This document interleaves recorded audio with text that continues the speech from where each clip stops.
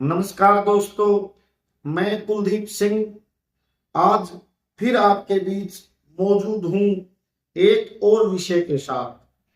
America और Israel द्वारा Iran पर निरंतर थोपे जा रहे युद्ध और उसके परिणामों पर चर्चा करने के लिए मानवता के शत्रु एक बार फिर कह रहे हैं वो सभ्यता, इंसानियत और मूल्यों को पूरी तरह रौंद देंगे। क्या अब दुनिया सिर्फ ताकत के गलबे से चलेगी? क्या जिसके पास हथियार है वही पूरी दुनिया में कौन जिएगा कौन नहीं जिएगा, व्यापार से लेकर एक इंसान के जीवन तक को नियंत्रित करेंगे? ये कुछ सवाल हैं जो इस जंग ने आज फिर इंसानियत के समक्ष उसके केंद्र में ला दिए। एक ऐसा कंट्री जो जब मन करता है किसी भी मुल्क के राष्ट्राध्यक्ष को उठवा लेता है, किसी भी मुल्क को रौंद देता है, उस मुल्क में अपनी जंगी फौजों को भेज देता है, अपने सैनिक अड्डे कायम कर लेता है। इजराइल एक कंट्री जो निरंतर किसी भी देश में युद्ध करना, उन पर बम फेंकना और छोटे छोटे स्कूली बच्चों को भी मार देना अपना शौक और अपनी एक प्रकार से दम्भ भरी मानसिकता रखता है। वो मानवता को कुचलने में एक शौर्य व्यक्त करता है। आज पूरी दुनिया युद्ध के जिस मुहाने पे खड़ी है, आने वाली पीढ़ियां का क्या भविष्य होगा? इन सब बातचीत के केंद्र में ये जो ईरान के ऊपर थोपी गई जंग है, इस जंग की सच्चाई क्या है? वो कौन से कारक हैं जिसके कारण आज ईरान की निरंतर हमले की जद में लिया हुआ है? यूएनओ जो बना था, यूनाइटेड नेशंस ऑर्गेनाइजेशन, संयुक्त राष्ट्र संघ, जीवन मूल्यों के लिए जिन सेकेंड वर्ल्ड वॉर की विभीषिका, द्वितीय महायुद्ध के बाद जो मूल्य विभिन्न देशों में स्थापित किए थे, आज उनकी हालात क्या है? और बहुत सी बातचीत इस प्रक्रिया में हम करेंगे। इस जंग के एक एक पहलू को समझने की कोशिश करेंगे। सभी दर्शकों से मेरा अनुरोध है कि वो कमेंट सेक्शन में जाकर अपनी प्रतिक्रिया जरूर दे। तो मैं आपसे आज मिलवाता हूं नरेश कुमार जी से, जो भारत की जनवादी नौजवान सभा DYFI के राज्य सचिव हैं और विभिन्न मुद्दों पर एक स्वतंत्र वैज्ञानिक सोच रखते हैं। उनका हम स्वागत करते हैं। नमस्कार जी। नमस्कार जी कुलदीप जी, बहुत बहुत धन्यवाद आपका, इतना महत्वपूर्ण विषय आपने उठाया है। तो सर, सबसे पहले मैं जानना चाहूंगा, ताकि दर्शकों तक ट्रुथ और वैज्ञानिक सत्य पहुंच सके, जो ये अमेरिका और इजराइल ने जो ईरान पर हमला किया हुआ है, कई दिन महीने बीत गए, इसका मूल कारण क्या है? क्योंकि विभिन्न समाचार पत्र हैं, जो विभिन्न कारपोरेट हाउस जिनको नियंत्रित करते हैं, या विश्व का मुख्य धारा का मीडिया जो तथाकथित कहा जाता है, उसकी जो सूचनाएं हैं, और इसकी भी एक सीमा है कि एक आम आदमी तक जो सूचनाएं पहुंच नहीं रही, और फिर उसमें भी सत्य कितना है, तो इससे भ्रम की स्थिति पैदा होती है। तो आप साफ साफ ये बताएं कि अमेरिका और इजराइल निरंतर ईरान पर हमले क्यों कर रही हैं और उस पर युद्ध क्यों थोप रहे हैं? इसकी जड़ क्या है, इसकी सच्चाई क्या है? असल में अमेरिका और इजराइल के द्वारा जो दावे किए गए, वो दावे लगातार बदल रहे। शुरुआत में परमाणु हथियारों को लेके, यूरेनियम को लेके, जिस सवाल के ऊपर अमेरिका ने काफी देशों को बर्बाद किया है, सवाल था यूरेनियम जो है तो वो ईरान का खत्म। उसके बाद में फिर बदल गया। बाद में इस तरह की चर्चा में ईरान का रिजीम चेंज करना, ईरान में सत्ता परिवर्तन करना है। जिस प्रकार अमेरिका ने 100 से ज्यादा देशों में सत्ता परिवर्तन किया, वहां पे अपने कठपुतली शासक बिठाए, जब इसमें भी सफलता नहीं मिली तो फिर गोल पोस्ट चेंज कर लेते हैं। उसके बाद में भाई जो मिसाइल का जो जखीरा ईरान के पास, इसको खत्म कर देना है। असल में सवाल जो अमेरिका का जो एक चरित्र रहा, अमेरिका कभी भी युद्धों से बाहर रहा।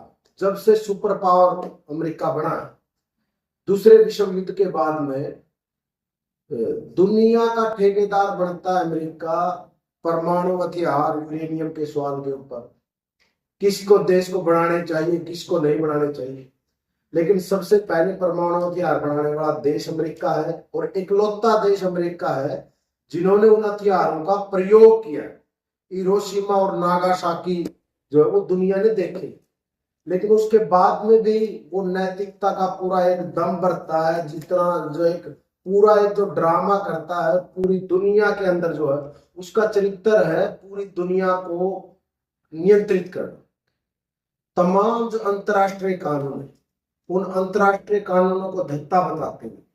जैसे दुनिया एक जंगल राज है, जंगल का राजा जो है, इस जंगल का राजा अमेरिका है, और जिस रूप में शेर जो है वो कभी भी किसी भी जानवर को, क्योंकि वो ताकतवर है, वो किसी भी जानवर को निगल सकता है।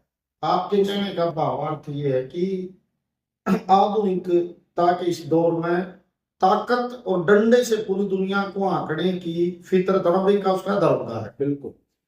इस पूरी पृष्ठभूमि में एक बात आती है तेल का सवाल। इसमें कितनी सच्चाई है कि जो ईरान के अंदर तेल के भंडार हैं या उस देश के प्राकृतिक संसाधन हैं, वहां की माटी है, वहां की खनिज हैं, तेल के कुएं हैं, एक अमेरिका के ऊपर यह आरोप लगता है कि वो उन पर कब्जा करना चाहता है। ये जो तेल का खेल कितना है, ये तो आपने बिल्कुल दुरुस्त और सच्ची बताई कि नैतिकता नहीं है कहीं पर भी अमेरिका की, भरोसेमंद नहीं है, और ना ही उन जीवन मूल्यों के प्रति सच्चा और निष्ठावान है। तो ये तेल का खेल क्या है, इसके इसमें कितनी सच्चाई इस पे आ ही गया, इसके ऊपर तो बच्चा बच्चा जाए। अभी तो बिल्कुल ये नंगे रूप में, ये जब पूंजीवादी मीडिया है वो भी इस चीज को तो खुले में स्वीकार करता है कि अमेरिका जो भी युद्ध करता है वो अपने स्वार्थ में करता है। कहीं पे उस देश की जो खनिज है, उस देश की जो संसाधन है, उन संसाधनों को कब्जे में लेना अमेरिका का मूल कैरेक्टर यही होता है। पूरे अरब देशों में जहां जहां पे भी हमले किए हैं, जो लोकतंत्र के नाम पे, उस देश को बेहतर बनाने के नाम पे, वो सीरिया, इराक, अफगानिस्तान, उन देशों के आज हालात क्या है पूरी दुनिया जानती है। लेकिन उन देशों के लोगों को एक बेहतर देश बनाने का सपना जो है दिखा के दुनिया का जो चौकीदार बन गए, दुनिया का ठेकेदार बन के जो है वो अमेरिका वहां पे घुसपैठ करता है, और उस पूरे देश को बर्बाद करके वहां पे तमाम प्राकृतिक संसाधनों पे अमेरिका कब्जा कर लेता है, और वहां पे कठपुतली सरकारों को बिठा देता है। ये पूरे अरब देश के जो आप यूएई, अरब वगैरह, जो सऊदी अरब वगैरह देश है, कतर, कुवैत, ये तमाम जो है इन देशों में अमेरिका के अड्डे, तमाम जगह पे जो है पेट्रो डॉलर का जो कॉन्सेप्ट आया है, वो डॉलर में ही पेमेंट वहां पे कर सकते हैं अगर किसी को तेल खरीदना है। जिसके उसके बाद में जो पूरी दुनिया के अंदर डॉलर का कब्जा भी जो है प्रभुत्ता जो है वो बढ़ी। आपने दुरुस्त बताया। थोड़ा अभी इस बिंदु पर बात करते हैं कि जो ये जंग है अब जो फिलहाल लड़ी जा रही है, ईरान जो लड़ रहा था अभी, और ईरान का जो हमले इजराइल और अमेरिका के, ये जंग जब शुरू हुई और आज इतने दिन हो गए, अब इसका जो एक चरण रहा है, इस जंग की वर्तमान स्थिति क्या है, और विभिन्न देशों पर जो इसके आसपास के, चाहे वो खाड़ी देश हैं, चाहे वो इनसे दूर की दुनिया के मुल्क हैं, दुनिया के दूसरे मुल्क हैं, और इन देशों के जनगण पर इसका असर क्या पड़ रहा है। थोड़ी इस जंग की जो इसको कह सकते हैं यात्रा कह लो, चरण कह लो, अब तक की कहानी बताएं। कूटनीतिक जो प्रयास चल रहे हैं, और जंग सिर्फ हथियारों से नहीं लड़ी जाती, वो कई बार नैरेटिव सेट्स करना है या कूटनीतिक प्रयास है, कई मोर्चों पर लड़ी जाती है। अब तक की इसकी पूरी कहानी और पृष्ठभूमि बताएं कि किसका पलड़ा भारी है, कौन आगे बढ़ रहा है, क्या हालात है, इसकी थोड़ी वस्तुनिष्ठता के साथ रोशनी डालें इसमें।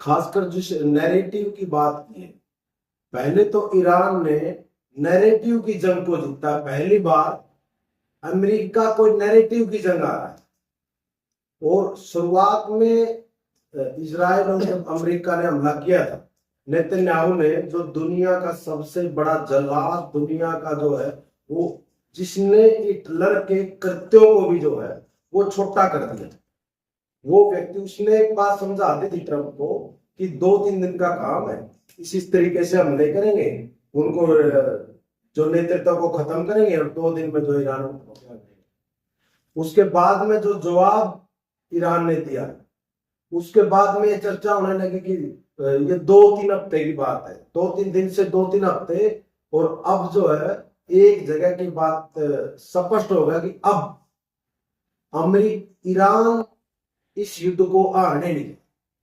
ईरान अपने अस्तित्व की लड़ाई लड़ा। आप देख रहे हैं कि जब एक अमेरिका जैसा और नेतन्याहू जैसे लोग, ट्रंप और नेतन्याहू जैसे लोग जब ये दावा करते हैं कि ईरान की पूरी सभ्यता को वही जो है वो नष्ट कर देंगे, इस तरह के जो है धमकियां दी जाती हैं, ट्रंप जिस रूप की जो भाषा, गाली गलौज तक की भाषा पे उतरता है, लेकिन ईरान की जनता वहां के जो पावर है उसको बचाने के लिए और मानव श्रृंखला बना के, मतलब उनको पता है, जो धमकी देने वाले लोग हैं, उन्होंने पहले ही दिन के हमले में 168 बच्चों को मार दिया था, स्कूल के ऊपर हमला किया था। और ये अभी जो शांति वार्ता हुई, आपने आप देखा होगा, जिस माजिद जगह के ऊपर वो हमला हुआ था, उसी के नाम पे वो जहाज लेके गई शांति वार्ता में, जो इस्लामाबाद में हुई, और 168 जहाज का नाम भी रखा। बच्चों की, जो बच्चे मारे गए उनकी तस्वीरें उस जहाज में थी, उनके बैग जो है वो उस जहाज में थी। ईरान को मैसेज देना चाहता है, और ईरान ने स्पष्ट कर दिया है कि वो अस्तित्व की जंग लड़ रहा है, और ये सिर्फ ईरान के लिए नहीं, पूरी दुनिया की लड़ाई जो है वो इस वक्त ईरान लड़ रहा है। जो पहली बार किसी ने, ये जो अमेरिका था, ये जो खुले सांड की तरह से पूरी दुनिया में घूम रहा था, पहली बार किसी ने इसके सींग पकड़े, इस सांड के। इसमें थोड़ा ये जानने की कोशिश करें, जो अमेरिका और इजराइल ने जो ईरान पर हमले किए और उसकी प्रतिक्रिया में ईरान ने जो विभिन्न कंट्रीज पे भी मिसालें दागी, जैसे यूएई है, हो सकता है बहरीन है, या और भी कुछ देश हो सकते हैं, उसका क्या असर पड़ा। और दूसरी जो ये ईरान होर्मुज है या जलडमरू मध्य है या वो मारा गया जा सकते हैं इलाका है, इस पर जो ईरान ने कब्जा किया, और इसने जो युद्ध के चरण में कहीं ऐसा नहीं लगता कि जैसे बढ़त हासिल कर ली ईरान ने, और ये लगता भी कि अमेरिका से टेबल टॉक करने के लिए मजबूर हुआ।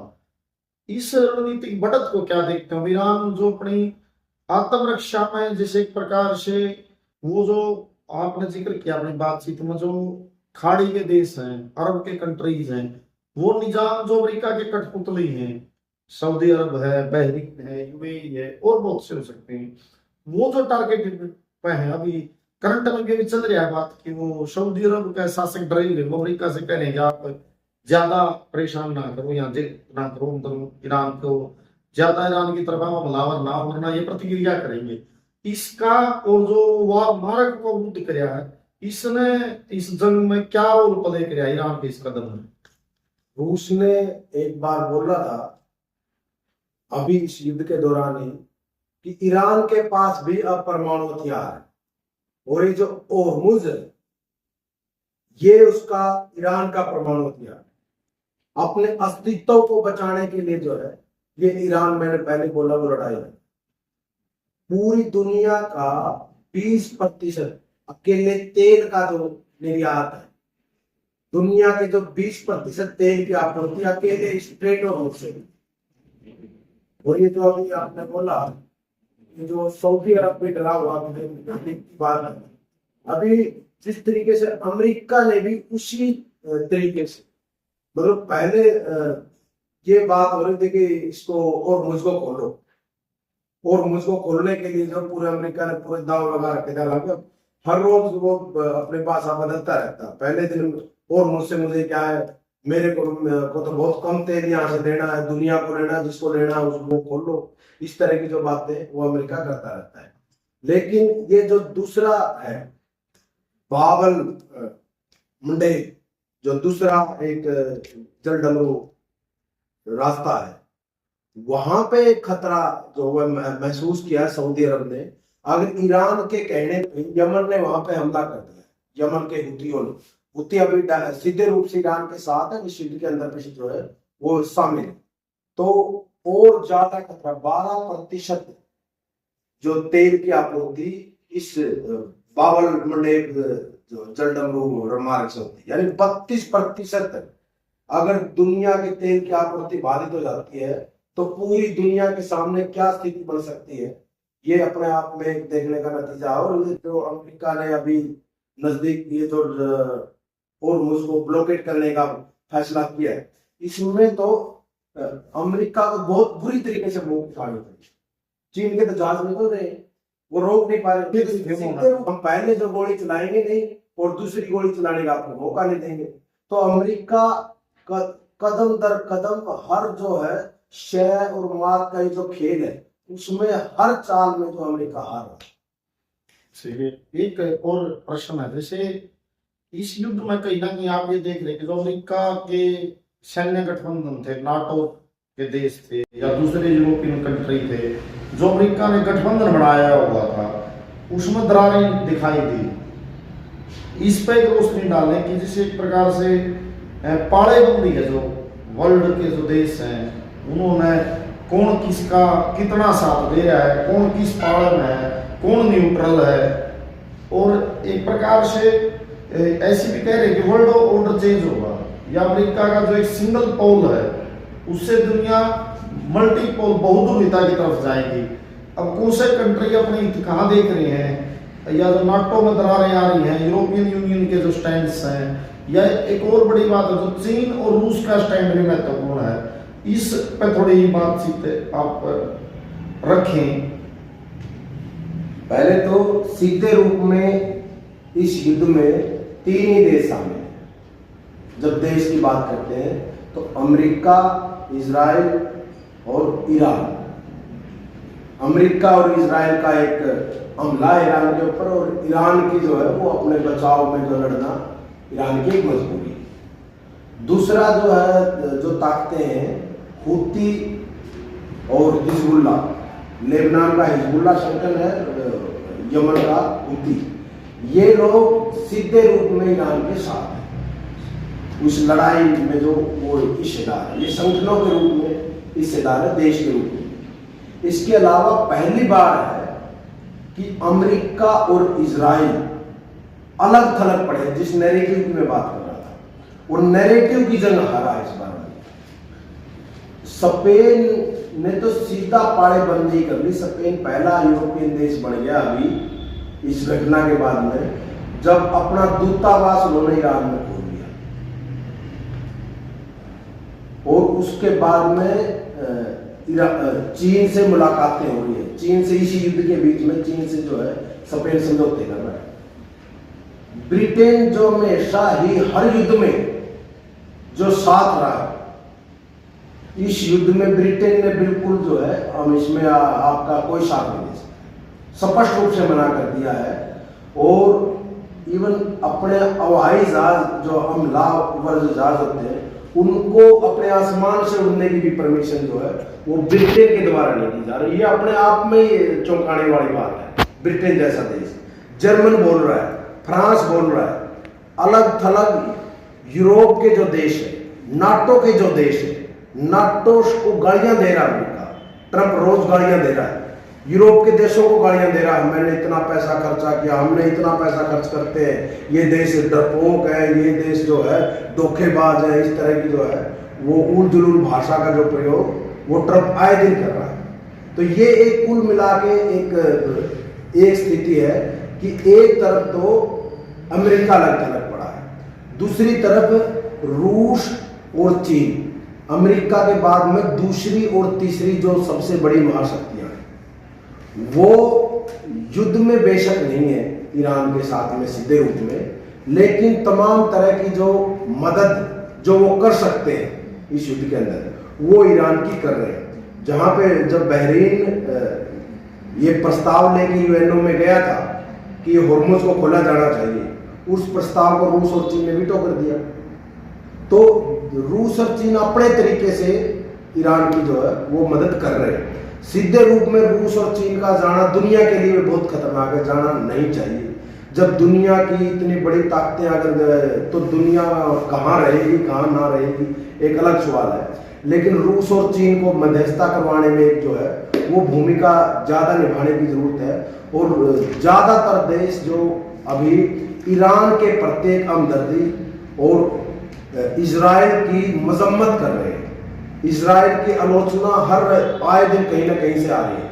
मतलब ये तुर्की जो नाटो का एक देश है वो तो इस रूप में इतना अग्रेसिव इजराइल के ऊपर है कि आने वाले दिनों में अगर तुर्की इजराइल के ऊपर कोई मिसाइल फेंक दे इससे भी इनकार नहीं किया जा सकता। आप सोचो कोई नाटो का देश और इजराइल जो अमेरिका का बिल्कुल मतलब एक पिछलग्गू देश है, अमेरिका का दाया बाया जो भी है लठैत अमेरिका का गुंडा, अब उसके ऊपर कोई नाटो का देश अगर हमला करने की भी स्थिति कोई बढ़ सकती है, भाषा इसी तरह की यूज होगी, तो आप सोच सकते हैं। हाँ बिल्कुल दुरुस्त बताया। एक और महत्वपूर्ण सवाल है, जिस मुकाम पर ये दुनिया पहुंचा दी, जिस प्रकार से जंग का वातावरण अमेरिका और इजराइल ने पूरी दुनिया में खड़ा कर दिया और जिस ढंग के वो कार्य कर रहे हैं, इन हालात में यूएनओ संयुक्त राष्ट्र संघ की रेलिवेंसी क्या बची है, उसकी प्रासंगिकता। जो यूएनओ का मंच बनाया था पूरी दुनिया में, जिसके पीछे मानवाधिकारों के घोषणा पत्र भी थे, ये था पूरी दुनिया में जंग ना हो और उसमें यूएनओ का एक बड़ा रोल होना चाहिए था। तो आज आप यूएनओ की संयुक्त राष्ट्र संघ की क्या कोई प्रासंगिकता बची है या उसका क्या रोल बचा है, इस पर थोड़ी बात। यूएनओ का तो अमेरिका ने तो काफी लंबे समय से वो अंतिम संस्कार कर चुके हैं। अभी तो इस युद्ध के अंदर जो थोड़े बहुत यूएनओ बीच में अपनी भाषा बोलता था, कुछ निंदा करता था, कुछ वो औपचारिकताओं की भी जो है वो जरूरत नहीं बची। अभी यूएनओ क्या कुछ बोल रहा है क्या नहीं बोल रहा पूरी तरह से निरर्थक है। इस संस्था का अमेरिका के खिलाफ जब जब भी कोई बात आती है तो अमेरिका उसे दो टूक जवाब जो पहले भी देता है। अभी जो है इस संस्था के कम से कम या तो इसको मजबूत करने की जरूरत है दोबारा से, नहीं तो इसके अल्टरनेट की जरूरत है। और इसका रास्ता जो है वो ईरान ने जो दिखाया है, ये आने वाले टाइम पे, जिसमें आपने भी इशारा किया था, आने वाले टाइम पे इस युद्ध ने एक बात निश्चित कर दिया है कि अमेरिका अभी आने वाले टाइम पे कोई सुपर पावर नहीं रहेगा। आने वाले टाइम पे अमेरिका कुछ 8-10 सुपर पावर में से एक सुपर पावर रहेगा। मतलब वो जो एक पोल की दुनिया थी वो मल्टीपोलर के रूप में जो है वो दुनिया आपको देखने को मिलेगी। और उसके बाद में इस तरह की संस्थाओं की भी जो है ये जंगल राज भी तभी खत्म होगा। बहुत दुर्विता की तरफ बढ़े, एक प्रकार से कह सकते हैं अमेरिका और उसके सहयोगी जो एक प्रकार के युद्ध थोपते हैं उन कंट्रीज ने मैं तो ही बना दिया यूएनओ को, इंपॉर्टेंसी बची नहीं कोई उनकी। और एक दो सवाल और महत्वपूर्ण है। सबसे बड़ी बात है जैसे इस जंग के बाद विभिन्न देशों की विदेश नीतियां हैं, तो इसमें भारत का जो देश है जो गुटनिरपेक्ष आंदोलन का सिरमौर था। एक जमाना था जब पंडित जवाहरलाल नेहरू भारत के प्रधानमंत्री की हैसियत से यूएनओ में बोलते थे, गुटनिरपेक्ष आंदोलन में बोलते थे, तो उनका कद यूएसए की जो फॉलोइंग्स थी, यूएसएसआर की फॉलोइंग थी, उनके बराबर दिखता था। भारत के प्रधानमंत्री की बात में कोई वजन है। और विभिन्न कंट्रीज भी मध्यस्थता के लिए भारत को बुलाते थे। एक बेहतरीन विदेश नीति का को प्रदर्शित किया था इंडिया ने। ये 1947 से 90s तक का जो दौर रहा खासतौर पर, या फिर जब तक रूस नहीं टूटे, गुटनिरपेक्ष आंदोलन का जो सिरमौर एक उदाहरण सेट हुआ था। अब भारत का जो रोल है या भारत की जो विदेश नीति है, और एक प्रकार से आप देखो कि पाकिस्तान जैसा लोग देश जो भारत से काफी चीजों में कमतर है, वो सिर्फ सैन्य आर्थिकता का मामला नहीं है, एक शाख और मूल्यबोध का मामला भी था। उसमें भारत पाकिस्तान मध्यस्थता करे। और भारत की विदेश नीति क्या है या इस जंग के बीच भारत का क्या रोल है, या भारत के जो हुक्मरान हैं आदरणीय नरेंद्र मोदी जी हैं, इनकी जो नीतियां हैं वो क्या दिखा रही हैं, इस पर थोड़ी बातचीत आप जरूर रखो। भारत का जो स्टैंड है इस जंग में, इस जंग में भारत का कोई स्टैंड नहीं। ये अपने आप में ये एक शर्म की स्थिति है कि इतना बड़ा देश, 150 करोड़ की आबादी का देश, जिसका ईरान के साथ में बहुत ही लंबा हजारों साल का जो सांस्कृतिक रिश्ते रहे, वैचारिक रिश्ते रहे, भौगोलिक रिश्ते रहे, उस देश और इसके अलावा अमेरिका के साथ में भी ठीक ठाक रिलेशन भारत के रहे। ऐसी स्थिति में भारत सबसे कैपेबल मध्यस्थता के लिए अगर कोई हो सकता है तो वो भारत हो सकता है। इस युद्ध को रुकवाने में अगर कोई सबसे बड़ी ताकत हो सकती थी तो वो भारत हो सकता है। लेकिन मोदी जी ने आने के बाद में जिस तरीके से एक तरह से अमेरिका के पिछलग्गू बढ़ने के विदेश नीति के ऊपर चल रहे हैं, उसमें ये एक स्पष्ट स्टैंड हो गया है। पहली बार कोई देश का प्रधानमंत्री भारत का इजराइल जाता है। कोई देश का आज तक प्रधानमंत्री इजराइल नहीं जाता। ये नरेंद्र मोदी जी 2 बार जाते हैं और एक युद्ध के सिर्फ 2 दिन पहले इजराइल में रहते हैं और वहां पे जो है इजराइल की सारी चीजों का समर्थन करते हैं, उसको फादरलैंड बताते हैं। तो उसकी ये कुल मिला के जो ढोल जो है विदेश नीति का, विदेशों में डंका बज रहा है, विदेशों में डंका बज रहा है। अभी भारत की एक अधीनस्थ, अमेरिका के अधीनस्थ की एक भूमिका के अलावा अभी कुछ नहीं। और जिस देश को ओबामा ने खुद आके जिस देश को आतंकवादी बोला था, पाकिस्तान को, जिसको भारत जो है एक दुनिया में एक आतंकवादी देश के रूप में स्थापित करने में जो है पूरी जोर लगाता रहा, जो है जो सच्चाई है, वो देश जो है वो मध्यस्थता करा रहा है। उस आतंक की, उस युद्ध को जो है वो शांति दूत की भूमिका जो है वो निभाता हुआ जो दिख रहा है। ये अपने आप में भारत की जो बहुत बड़ी फेल होती है।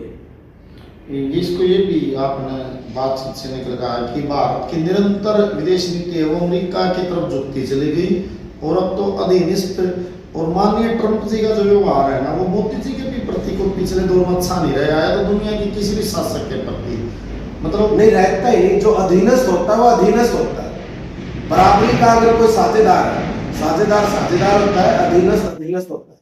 मोदी जी ने एक अधीनस्थ की भूमिका निभाई, इसलिए अधीनस्थ जो है, अधीन व्यक्ति, उसको डांटा भी जाता है, फटकारा भी जाता है, और फिर भी वो जो है कुछ कर नहीं सकता। अमेरिका की दावदोश में भारत की विदेश नीति चलेगी। और एक अंतिम सवाल, एक आखिरी प्रश्न है बातचीत का। आमतौर पर पहले भी और इस जंग के खिलाफ भी विभिन्न देशों में आम आदमी सड़कों में उतरे हैं। ऐसा कोई देश नहीं बचा होगा शायद जहां लोगों ने हमें जंग नहीं चाहिए, युद्ध को रोका जाए, बच्चों को मारना बंद करो। एक पूरी दुनिया से एक मैसेज आया है कि भाई जंगें नहीं चाहिए। और खास तौर पर आपने देखा भी होगा कि अमेरिका में भी बड़े बड़े प्रदर्शन हुए। 80 लाख लोग, 80 लाख लोग, नो किंग मूवमेंट, 80 लाख लोग, बहुत बड़ी आबादी है। No king movement. इजराइल के अंदर भी लोग विरोध कर रहे हैं, नेतन्याहू का, ट्रंप का विरोध हो रहा है। और पूरी दुनिया के पैमाने पर कोई आधिकारिक आंकड़ा कोई एजेंसी दे भी सकती है कि बड़े पैमाने पर युद्ध नहीं होने चाहिए। इसके खिलाफ एक जनमानस सड़कों पर है, कोई धरने, भूख हड़ताल, विभिन्न तरीके से प्रतिरोध है। ये जो जंग के खिलाफ लोग सड़कों पर, मैदान में अपना प्रतिरोध जता रहे हैं, इस प्रक्रिया का, इस घटना विकास का सामाजिक और राजनीतिक असर क्या रहेगा भविष्य में? देखिए, रास्ता तो जनता ही निकालती है, और एक सीमा ऐसी आती है जब जनता को आप तमाम प्रोपेगेंडा के बावजूद, तमाम नैरेटिव के बावजूद, जनता को तस्वीर जो है वो साफ नजर आने वाले टाइम पे एक चीज तो सामने आ चुकी है, अमेरिका की दादागिरी खत्म होने जा रही है। इस युद्ध ने अमेरिका का जो है पूरा जो एक था भाई वो सुपर पावर है, वो किसी देश के राष्ट्रपति को उठा सकता है, वो तुरंत इस युद्ध से पहले की क्या थी, वो किसी के ऊपर भी जो है वो टैरिफ लगा रहा था। मतलब हर रोज की घटनाएं आ रही थी, मैं ग्रीनलैंड के ऊपर कब्जा कर लूंगा, मैं क्यूबा पे कब्जा कर लूंगा, मैं मैक्सिको पे कब्जा कर लूंगा। अभी इस युद्ध ने बिल्कुल एक स्थिति बदली और इसके बाद में उम्मीद करते हैं जनता को इसी रूप में, जिस रूप में अमेरिका में सड़कों पे उतरी है, इस रूप में जिस रूप में ईरान में सड़कों पे उतरी है, दुनिया के कई दूसरे देशों में सड़कों पर उतरी है, इजराइल तक में भी लोगों ने विरोध किया है, तो जनता ही एक विकल्प पेश करेगी, एक शांति का रास्ता बनाने के लिए मजबूर करेगी हुक्मरानों को, और आने वाले टाइम पे एक शांति प्रिय, एक समानतापूर्ण दुनिया हम जो है, एक सुंदर दुनिया, एक भाईचारा और प्रेम से रहने वाली दुनिया हम देख पाएंगे। इन परमाणु और इतने बड़े बड़े जो हथियार, हाइड्रोजन बम जो आज बन चुके हैं, वो दुनिया जो है उस रूप में नहीं जाएगी, उस दिशा में नहीं जाएगी जिस दिशा में सर्वनाश है। दुनिया जो भाईचारा और प्रेम की तरफ बढ़ेगी, ये उम्मीद जो है वो की जा सकती। तो सभी दर्शकों से भी अनुरोध है कि वो अपने अपने घरों में, अपने पड़ोस में, मोहल्ले में, अपने दफ्तर में, अपने अपनी जगहों पर युद्ध का विरोध जरूर करें। वो खुलकर बोले कि हमें जंग नहीं चाहिए। अब दुनिया का हर जनगण, हर नागरिक अपने शासक से कहे कि युद्ध हमारे लिए बर्बादी की राह खोलेंगे। आज जो ईरान पर हमला हुआ है, जो ईरान की छोटी छोटी बच्चियां मारी जा रही है स्कूल में पढ़ने वाले, जो खेत खलिहान उजड़ रहे हैं, वो हमारे खेत हैं, कल हमारी बारी भी आएगी। और हम इसलिए ताड़ियां ना बजाएं, खुश नहीं हो कि मेरे से अलग धर्म का व्यक्ति मारा जा रहा है।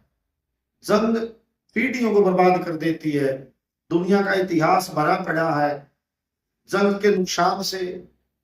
मैं एक ही बात कहना चाहूंगा, भारत और भारत के आसपास पूरी दुनिया के अंदर गौतम बुद्ध का जो रास्ता, शांति का जो रास्ता, राष्ट्रपिता महात्मा गांधी का जो रास्ता, और भी विभिन्न देशों के जो राष्ट्रीय महानायक हुए हैं, जंग के खिलाफ जिन्होंने अपना पूरा जीवन लगाया है, उनसे प्रेरणाएं लें और हर नागरिक ईरान के हक में खड़ा हो। अमेरिका, इजराइल की गुंडागर्दी के खिलाफ, उन कारपोरेट घरानों के खिलाफ, उन कंपनियों के खिलाफ जो अपने मुनाफों के लिए आम आदमी को बुरी तरह मार रही है, उनका प्रतिरोध करें। और भी जानकारी हम आपके बीच में पहुंचाते रहेंगे। नरेश जी, आप अपना विषय दिया, आपका धन्यवाद। धन्यवाद जी आपका। सभी दर्शकों से भी अनुरोध है कि वो अपनी प्रतिक्रिया कमेंट सेक्शन में जाकर जरूर दें। शुक्रिया।